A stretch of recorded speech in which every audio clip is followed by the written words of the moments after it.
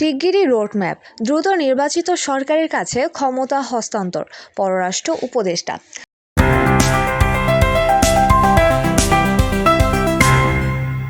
রাজনৈতিক পরিস্থিতি নিয়ে একটা অনিশ্চয়তা চলে আসছে। শিগগিরই একটা রোডম্যাপ আসবে। যত দ্রুত সম্ভব নির্বাচিত সরকারের কাছে ক্ষমতা হস্তান্তরের সরকারের কাজ করছে বলে জানিয়েছেন অন্তর্বর্তী সরকারের পররাষ্ট্র উপদেষ্টা তৌহিদ হোসেন।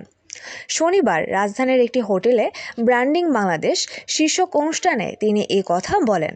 বিদেশের মাটিতে একে অপরের শত্রু ভাবাপন্ন মনোভাব দেশের ভাবমূর্তি নষ্ট করছে বলে মন্তব্য করে তৌহিদ হোসেন বলেন, পৃথিবীর অন্য কোনো দেশের এত রাজনৈতিক দলের শাখা নেই যত বাংলাদেশের শাখা রয়েছে বিদেশে।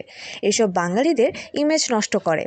বিএনপি, আওয়ামী লীগ সহ অন্যান্য রাজনৈতিক দলের পক্ষে মিছিল, স্লোগান কিংবা ডিম ছোড়ার মতো ঘটনা দেশের ব্র্যান্ডিংয়ে নেতিবাচক প্রভাব ফেলছে।